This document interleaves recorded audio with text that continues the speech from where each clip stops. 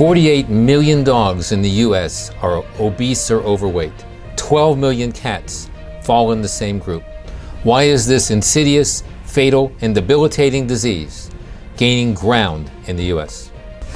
Obesity decreases life expectancy and quickly deteriorates the quality of pets' lives.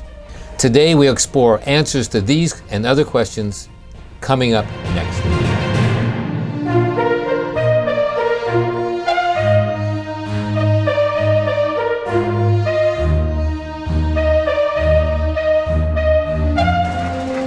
Good morning, fellow pet lovers. How in the world are you? Today we're going to talk about obesity and our kids. Why my pet isn't fat, perhaps. I'm asked all the time why or if Fido or Fluffy has a weight problem. And rarely do I tell them that their pets are perfect. The most important thing is that they have some concern about their pet's weight in general. The problem with obesity and ourselves and our general pet population is multifaceted and extremely complex and widespread, reaching epidemic proportions. If this were an infectious contagious disease, we would be dealing with more of an epidemic than anything else. So today we're going to have an introduction to the problem, some potential solutions, but we're not going to be able to cover every drop of the situation. We're going to leave that for future studies and a series, I think, that's going to evolve around this. The data I have that I'm going to share with you comes from a recently released study from the American Veterinary Medical Association, their Pet Ownership and Democratic Source Book. They keep track of all kinds of things, and they publish this document, I think, every 4 or 5 years. So from this, we find some very interesting and fairly large numbers.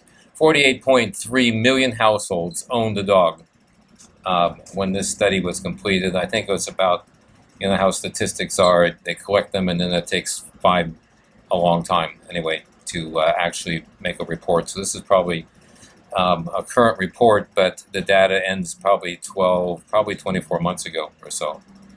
But that represented an 11.4% increase in the number of dogs and households in the U.S. This is entirely United States. And that represented a canine population of approximately 76.8 million dogs. They reported that 50% of the households in the U.S. own a dog, and that 63 to 56% were overweight. The range represents, I think, the difficulty in collecting accurate information and just how people, including veterinarians, look at obesity and weight and what's normal and what's not normal and where the cutoff is. Because the difference between black and white and gray becomes gray all too many times. We use a charting scale of essentially 0 to 9-ish, where 6-ish is perfect, 6 to 7.5, 6 to 7 is perfect.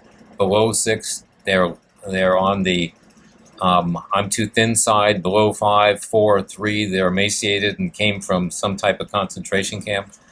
And then you see 8s and 9s that are 10 and 20. Well, 9s could be 30 or 40% above their ideal body weight.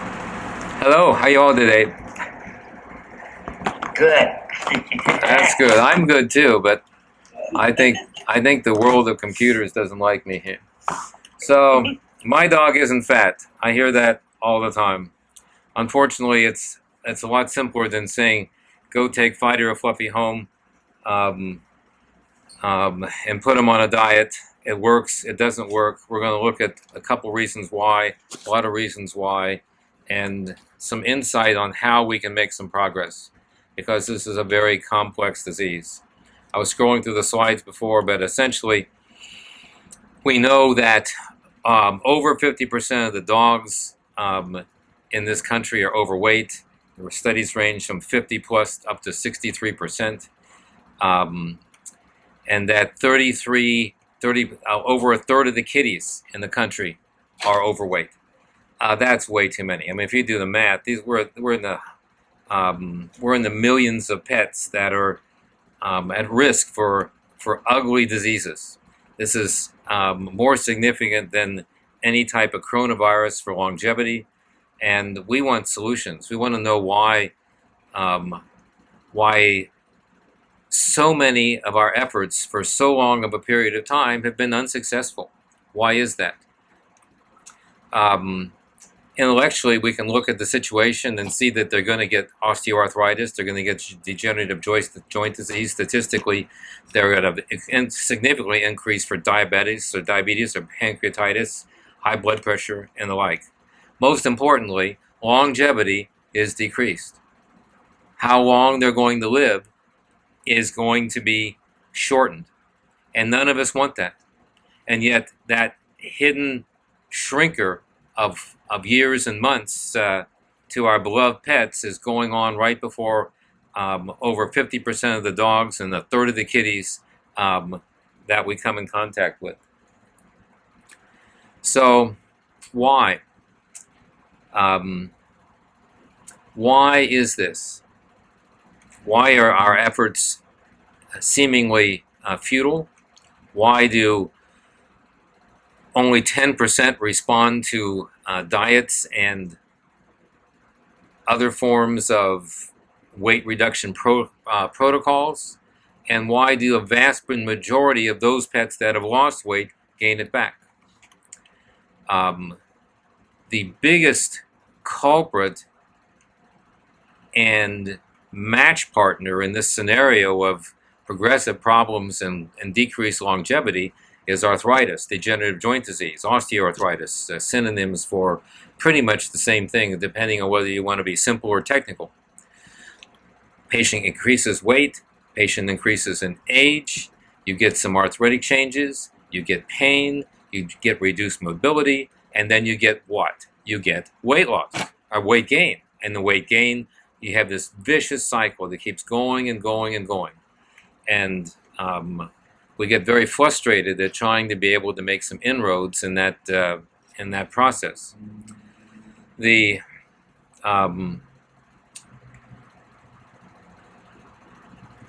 think one of the insights is that people have so much of a problem with weight loss, and they extrapolate the fact to their own pets that it's a big deal, hard to do. I couldn't do it myself. My best friend couldn't do it. I've gained weight. I've lost it. I've gained it back. I think there's an extrapolation of if it's futile for me, it's futile to try for my kitty. It's futile to try for my puppy. And I think we need to get that mindset erased if we're going to make any progress in keeping our pets healthy and keeping them on the track with a good long-term longevity that their DNA is coded for, that God is coded for, but we, through mismanagement, I really believe it's our problem because we should be recognizing this much more early. Approaches to weight loss in people have been multimodal. The first one that I can, and there are hundreds of these folks with various variations, but big classifications. The Atkins model. Atkins was lots of protein and no fat. Protein, good, wrong. Protein, good, carbohydrates, no. So high protein diets. The Atkins model, approaches to weight loss. Atkins basically is a high protein, no fat. I got that again. Atkins diet. The Atkins diet is a high protein, no carbohydrate, low carbohydrate, carbohydrate restricted diet. Do people get on Atkins? Do they lose weight? Yes. Do they get healthier? Yes. Atkins has zillions of studies to show that people with high blood pressure, diabetes, whatsoever, they get on the Atkins diet, their insulin requirements goes down, their blood pressure goes better, they do better. Great. Everyone? No. Study groups, portion of the population, great. Pritikin, decades before Atkins. I may even have it spelled incorrectly. I don't know. Guess what? Same exact statistics. Patients would go in with coronary disease. Patients would go in with cardiac disease. They would go in with diabetes and high blood pressure. Pritikin is a carbohydrate balanced, high carbohydrate diet with no fat, moderate but not restricted protein, but a no fat diet. Lettuce with 10% would be almost an evil type thing.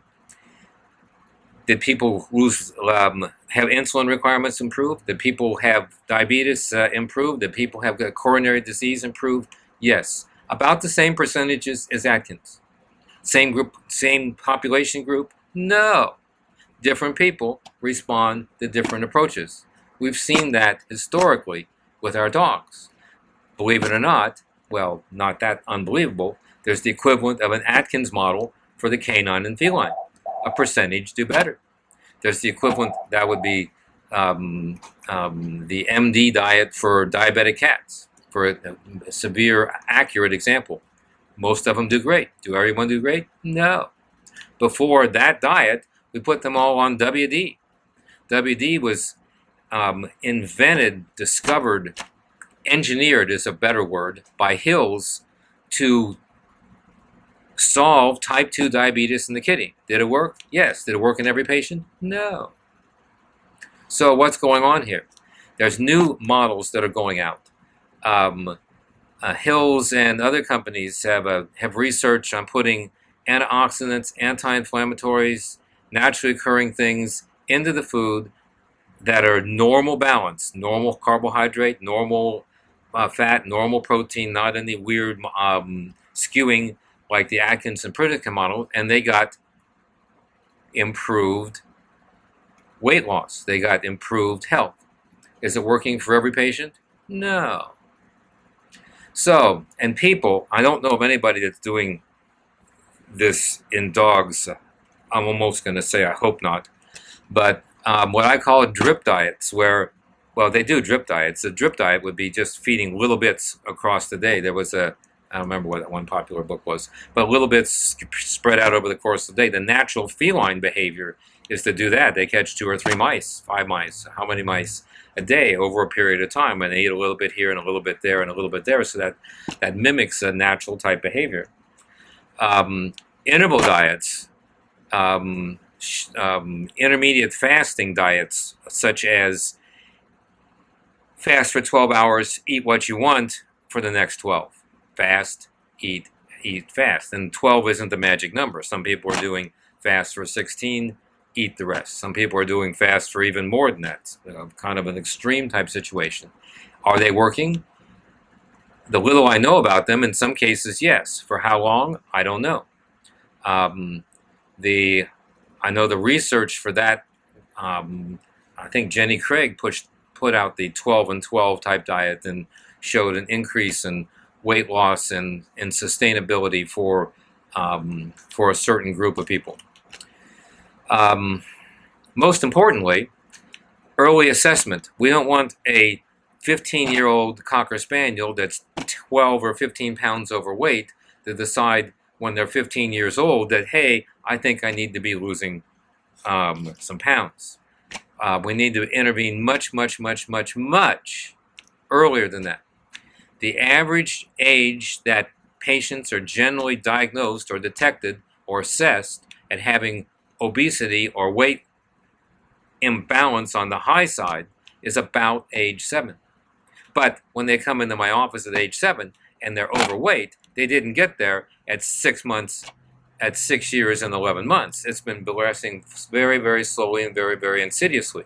And so I think it's very, very important with our yearly checkups and our well patient checkups that we establish a protocol where we can monitor the patient's weight.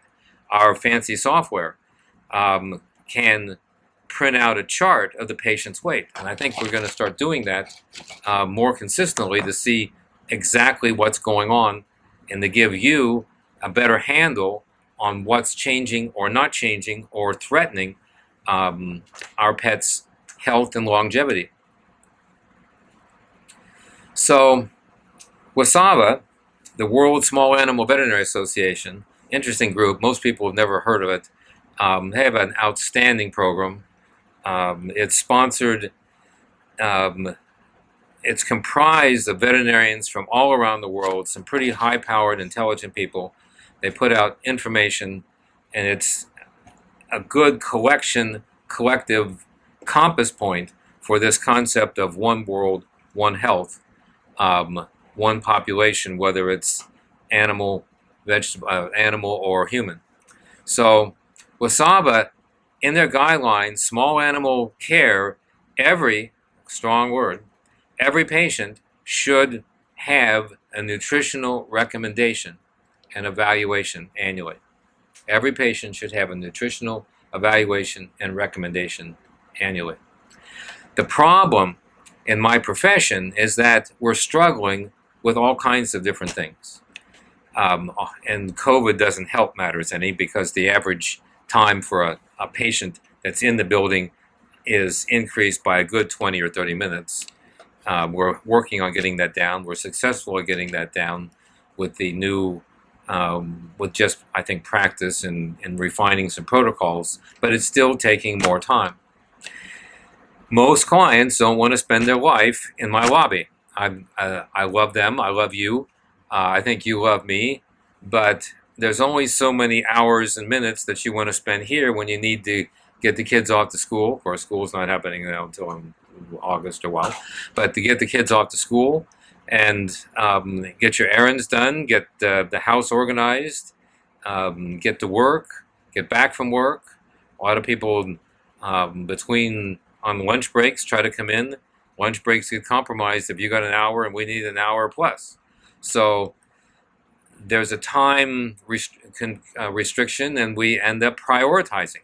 You come in with a bad tooth, not likely we're going to end up with a nutritional recommendation when we're dealing with a bad tooth and a not eating and pus dripping down somebody's chin or the like. So time has to be allocated to get that information across. And I think my profession struggles with frustration because so many patients we can recognize as overweight. Many have had a recommendation for diet and exercise, and they just aren't getting better. And we don't know what to do. We don't know if the diet's wrong. We don't know if the patient's wrong. We don't know if the... sometimes clients honestly will say, we've done everything, but we haven't been able to exercise. We haven't been able to this, so we can fine-tune this and fine-tune that. But it's very frustrating when patients come in that you know you could be helping, you know you could get to improve, but they're just at this plateau. And that is part of my own personal frustrations and the like.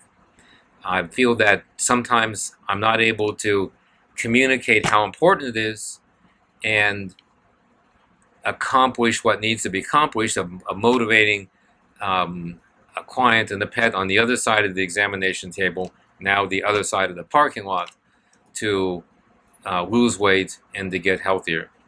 So the solutions include, well, the inclusion, there's no black and white solution other than the old quip of diet and exercise, well, decrease calories, increase exercise, and you're going to lose weight. And I think that's true. I think all of us would agree with that. And I'm not quite sure medical science has a different formula for that. But the real problem comes down to is, why doesn't that occur? Is it a belief that the pet really isn't overweight? Is it a belief that the solution isn't going to work?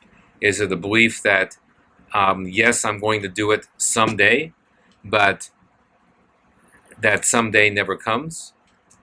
There's not frequently there's not a buy-in by us as pet owners that we really have to do this today. We might think that it's bad. We might think their life expectancy is going to decrease, but we don't take the steps to really get things under control. So diet, fat, and obesity have become all four-letter words. We can start tomorrow is a kind of a battle cry, but tomorrow never comes. Tomorrow never comes. The solution isn't instant. You can't give them pills, although there are pills out there that are supposed to absorb fat. I think that was a fad. That came out 5-7 years ago. I'm not quite sure of any patients that actually really benefited from that. And our past failures, I think, haunt us and somehow prevent us from going forward. We know that they're going to have a decreased lifespan. We know that they could get a stroke. We know that they could have high blood pressure. We know they could get pancreatitis, but yet tomorrow never comes. I think part of the problem is that we compare ourselves to our pets. And in comparing ourselves to our pets, we have a life expectancy of 70-ish, plus or minus, whatever statistics that you want to go with, but significantly more than the 15-ish of an average dog or an average cat. Certainly a Bernese Mountain Dog isn't going to get out to 15 very commonly. You're down in the 8 to 10 range. So, but for us, if we're going to live to 70 or 80 or 90, my parents lived till their mid-90s, it's very easy to think, well, it's not going to affect me. And I don't know how much of that's a factor, but I think that has to be considered as one of the factors, is just not really buying into the fact that it's really going to affect them personally. I'm running out of time here today, but we're going to briefly touch on this, and then in our next episodes, as we get farther and deeper into the solutions and what we can do on a day-to-day basis, a month-to-month basis, and a long-term goal basis, I really feel that the problem comes down to a mindset, and that mindset goes back on the why and how we have our pets in our lap and our feet running across our computer table in the first place. Do we have the dogs and the cats in the house because they're going to clean it? Do they take out the garbage? Do they do the laundry? Do they babysit the kids when we need them? No, they're not. That's not in any of their job descriptions. We're going to look at reasons why we have our pets and how they influence that in our next episode. But for now, we'll take some questions in a few seconds. With that, I want to say that my goal and my prayer for you is to keep your pet and your companions healthy, to make them live longer, and to keep you worry-free. And with that, it's me, Dr. B, signing off. Have a great, healthy, and successful puppy and kitty day. Thanks for joining me today.